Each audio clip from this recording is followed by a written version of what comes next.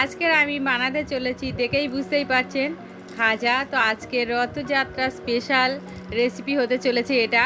তো আজকের বানাবো আমি খাজা, আর এটা দেখেই বুঝতেই পারছেন কতটা সুন্দর হয়েছে, দেখে জিভে জল চলে আসছে। তো এটা আমি আজকের খুব সহজভাবে দেখাবো, যারা কোনো দিন বানায়নি তারাও এটা খুব সহজেই বানিয়ে নিতে পারবে, আর খেতেও খুব দুর্দান্ত হয়। আর যেমন মুচমুচে তেমন কিন্তু এটা রসালো। তো দেখেই বুঝতেই পারছেন কতটা সুন্দর দেখতে হয়েছে। কিভাবে বানাচ্ছি দেখে নিন। প্রথমে আমি একটা বোল নিয়েছি, আর ওর মধ্যে আমি নিয়ে নেব মেজারমেন্ট কাপ মেপে 2 কাপ ময়দা। এখানে আমার মেজারমেন্ট কাপের মাপ হলো 120 ml, তার মানে আমার 200 গ্রাম ময়দা আছে। আর 2 চামচ আমি ঘি নেব, এটা দেশি ঘি। তো এরপরে আমি ময়ান করে নেব। আর ঘিটা আপনারা পারলে গলিয়েও দিতে পারেন, বা এইভাবেও দেওয়া যায়। তো এরপরে হাত দিয়ে আস্তে আস্তে ময়ান করে নেব। তো এখানে আমার আরও একটু ঘি লাগবে, তো সেই জন্য আরও হাফ চামচ মতো দিয়ে দিলাম। দিয়ে আমি ভালো করে ময়ান করে নেব।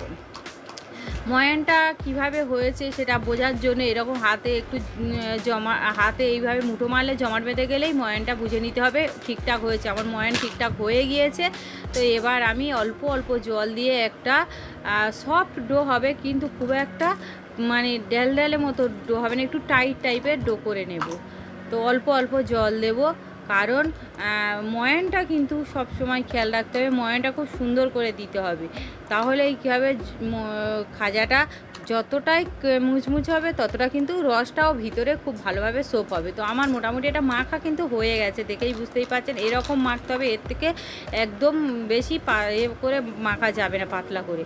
তো এইরকম টাইট করে মাখতে হবে। এবার ঢাকা দিয়ে এটা রেখে দেবো 15 মিনিট। আর এবার আমি শিরাটা বানিয়ে নেবো। তো তার জন্য একটা গ্যাসের উপর সসপ্যান বসিয়েছি, আর ওর মধ্যে আমি 1 কাপের একটু কম চিনি দিয়েছি, আর ততটাই জল দিয়ে দিলাম। এরপরে 2টো এলাচ একটুখানি থেতো করে দিয়ে দিলাম, তাহলে ফ্লেভারটা খুব সুন্দর আসবে। এরপরে ভালো করে এটাকে আমি একটা শিরা বানিয়ে নেবো। শিরাটা এমন হবে একটু চিটচিটে মতো, চ্যাটচ্যাটে ভাব মতো চলে আসবে, সেই রকম শিরা বানাবো। শিরাটা আপনারা দেখেই বুঝতেই পারবেন, একদম চ্যাটচ্যাটে একটু আঠালো টাইপের ভাব এসে যাবে। তো এই অবস্থায় শিরাটা আমি নামিয়ে নেব। শিরা আমার রেডি হয়ে গেছে। এবার এটা আমি নামিয়ে নেব। তো খুব আবার তার করা যাবে না, খুব তার হলে তাহলে কিন্তু ওটা তাড়াতাড়ি মানে বসে যাবে। তো সেই জন্য আমি এখানে কিছু দিচ্ছি না। তো এটা এবার ঢাকা দিয়ে রেখে দেবো। এবার আমি যে এটা ময়দাটা মেখে রাখা, ওটা আরও 1 মিনিট মতো মেখে নেব। তারপর ওর থেকে লেচি কেটে নেব, যেমন রুটি লেচি কাটা হয় তেমনভাবে লেচি কেটে নেব। তারপরে লেচিগুলো হাত দিয়ে এইভাবে গোল করে নেব। গোল করে নেওয়া হয়ে গেলে আমি একটা বেলুন চাকি নিয়েছি, ওর মধ্যে একটুখানি ময়দা ছিটিয়ে নেব। তারপরে একটা একটা করে আমি রুটি বেলে নেব। এইভাবে আস্তে আস্তে রুটি বেলে নেব। একটা বেলা হয়ে গেছে, আবারও সেম একইভাবে আরও একটা আমি রুটি বেলে নেব। একটু পাতলা করে তবে রুটিটা বেলে নিতে হবে। তো বেলে নিলাম। সব কটা রুটি আমি এইভাবে বানিয়ে নিচ্ছি। বানিয়ে নেওয়া হয়ে গেছে, সবগুলো রুটি আমার কিন্তু বেলে নেওয়া হয়ে গেছে। এবার একটা রুটি নিয়ে নিলাম বেলুন চাকির মধ্যে, আর তার উপরে আমি সাদা তেল নিয়ে নিলাম, বা সয়াবিন অয়েল। ভালো করে হাত দিয়ে এইভাবে লাগিয়ে দেব। এরপরে একটুখানি ময়দা ছিটিয়ে দেব, দিয়ে আবারও হাত দিয়ে ময়দাটা একটুখানি এইভাবে লাগিয়ে দেব। এরপরে আবার ওর উপরে একটা রুটি দিয়ে দেব। রুটিটা দেওয়া হয়ে গেলে আবারও ওর উপরে তেল লাগিয়ে নেব। তেল লাগানো হয়ে গেলে আবারও ময়দা উপরে ছিটিয়ে দেব, দিয়ে আবার ওর উপরে একটা রুটি দেব। এইভাবে আমি রুটিগুলো সাজিয়ে নেব। রুটিগুলো সাজিয়ে নেওয়া হয়ে গেলে এবার এইভাবে আস্তে আস্তে হাত দিয়ে আস্তে আস্তে রোল করে আমি মুড়ে নেব। তো রোলের শেষ প্রান্তে আমি একটুখানি জল লাগিয়ে নেব, নাহলে ছেড়ে যাবে। জল লাগিয়ে নিয়ে তারপরে ভালো করে সিল করে দেব। তাহলে দেখেই বুঝতে পারছেন রোল করা হয়ে গেছে। এবার হাত দিয়ে এইভাবে একটুখানি ডলে নেব, তাহলে একটুখানি কী হবে, রোলটা সেট হয়ে যাবে বা একটু লম্বা হালকা হয়ে যাবে। তারপরে আমি একটা ছুরির সাহায্যে এটা কি করব, কেটে নেব পিস পিস করে। তো একই সমানভাবে পিস করে নেওয়া হয়ে গেছে। মোটামুটি সব পিস করা হয়ে গেছে। এবার এগুলো সব সাইডে সরিয়ে রেখে দেবো। দেখেই বুঝতে পারছি কত সুন্দরভাবে পিস করে নিয়েছি একইভাবে। এবার আমি একটা করে নেব, নিয়ে একটুখানি, এটা যেহেতু খাওয়া যায় একটু লম্বা মতো হবে, তো একটুখানি এইভাবে একটু হালকাভাবে একটুখানি একটু হাত দিয়ে এইভাবে একটু প্রেস করে নিয়ে একটুখানি বেলুন চাকির সাহায্যে একটু হালকা বেলে নেব। তো বেলে আমি প্লেটে তুলে নিলাম, সবগুলো বেলে নেওয়া হয়ে গেছে।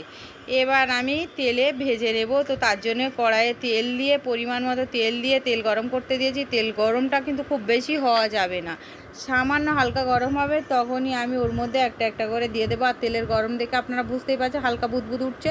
তো এই রকম অবস্থা আমি দিয়ে দেবো। দিয়ে আমি সিমে, একদম সিমে আমি 3 মিনিট ভাজবো। তারপরে সিমের থেকে একটু উপরে রেখে আবার 3 মিনিট, মোট 6 মিনিট ধরে আমি খাজাগুলো ভেজে নেব।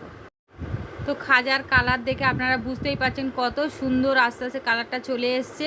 তো এবার আমি এটা তেল থেকে তুলে নেব। নিয়ে আমি যে শিরাটা বানিয়ে রেখেছি ওই শিরার মধ্যেই কিন্তু দিয়ে দেবো। আর শিরাটা এখন আগের থেকে আরও অনেকটা ঘন হয়ে গেছে, কিন্তু যখন এই গরম খাজাটা পড়বে আবার একটু কিন্তু পাতলা মতো হয়ে যাবে। এরপর ভালো করে চামচের সাহায্যে উল্টে পাল্টে মিশিয়ে আমি 5 মিনিট শিরার মধ্যে আমি ডুবিয়ে রেখে দেবো। তারপর তুলে নেব প্লেটে। এই আবার বাকিগুলো একইভাবে কিন্তু আমি ভেজে নেব। একইভাবে ছেড়ে দিলাম। আর এইভাবে সবগুলো খাজা কিন্তু আমি ভেজে নেব। সবগুলো খাজা আমার ভাজা হয়ে গেলে আমি পরিবেশন করে দেখাবো প্লেটে। দেখুন দেখতে কতটা সুন্দর দেখাচ্ছে। আপনারা বাড়িতে এই সামনের রথযাত্রা, রথে আপনারা বাড়িতে এইভাবে খাজা কিন্তু বানিয়ে নিতেই পারেন। আর যে কোনো গেস্ট আসুক বা নিজেদের বাড়ির মানুষ প্রত্যেকে খাওয়ার জন্যই কিন্তু একটা পারফেক্ট রেসিপি হবে। আর খাজাটা কতটা সুন্দর হয়েছে আর কতটা রসালো হয়েছে আপনারা দেখেই হয়তো বুঝতেই পারছেন।